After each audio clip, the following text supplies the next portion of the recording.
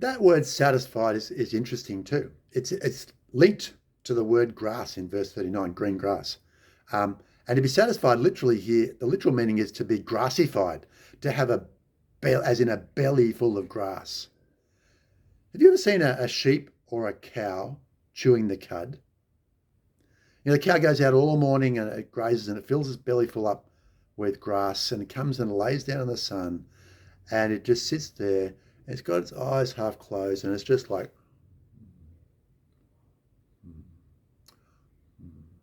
and they are chill. Life is good for that cow. There's no problems in the world. Well, that's the physical meaning of satisfied, but the word picture, the metaphor, you'll see all through the Bible as well. Like Psalm 107, verse 9, he, the Lord, satisfies the longing soul.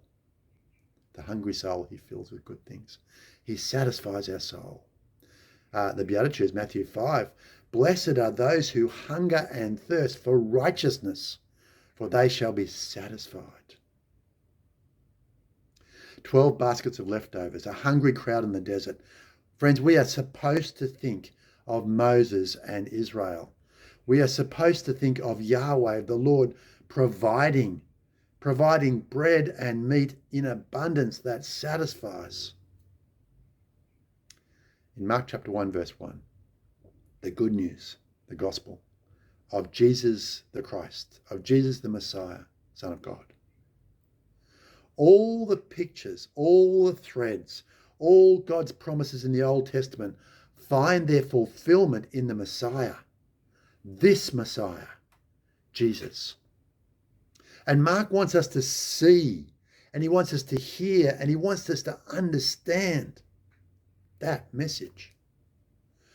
The apostles may not be there yet in the story, but we, the reader, who get the perspective of thinking about it afterwards, should not miss the signposts to the Messiah. How about Jesus as Son of God? Now that is a loaded word term, but it's one of the aspects of it is a royal son, as in a royal king in the line of David, the king who leads, the king commander over God's people. Now, I don't want to be too clever here, but it does seem that Mark might be trying to say that Jesus is King Jesus without actually saying that. You know, the early missionaries here in Cambodia, when they were writing, all our documents are in English, unfortunately, they use their own names, their missionary names, but they rarely ever identify Cambodian leaders, Cambodian pastors, and it's kind of frustrating.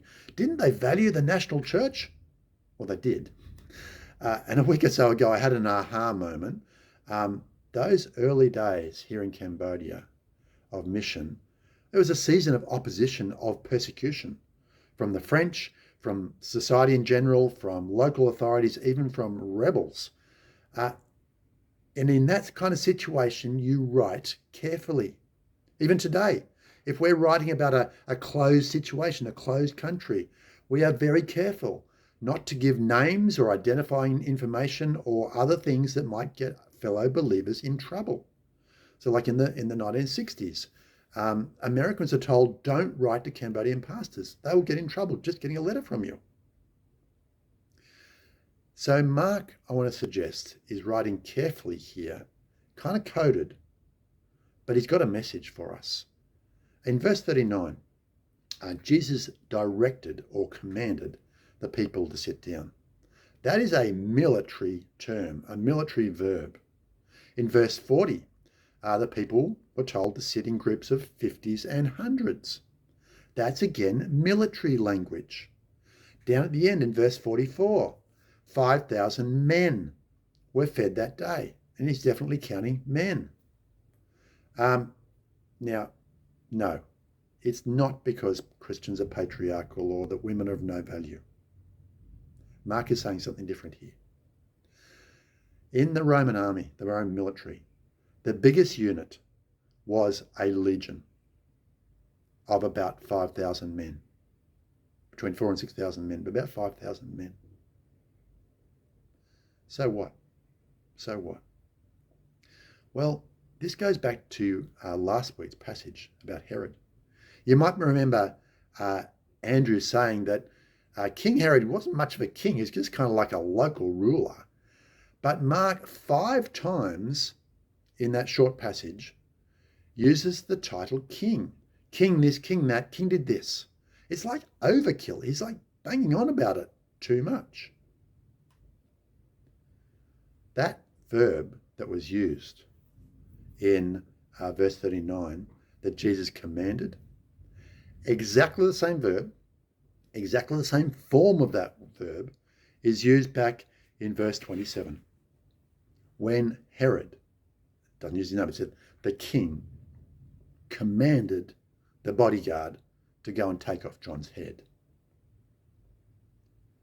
Mark's first readers were most likely Christians living around about the year 60, living under the jackboot, or maybe jack sandal, of the Roman military regime. It was a powerful, powerful army. And by about that stage, life was getting really tough for some Christians. They were seeing faithful people literally losing their heads because they were living for Jesus. And here, I believe that Mark is inviting a comparison. He doesn't dare say that Jesus is King Jesus, but he is. He's king of a kingdom that is utterly other than the worldly kingdoms. Herod commands to kill and destroy. Jesus commands to provide and to give life. And I suggest that this would be an encouragement for those early believers. Jesus is the Messiah. He is God's king. Is it worth living for him? Are they on the right track to be loyal to him? Yes, they are.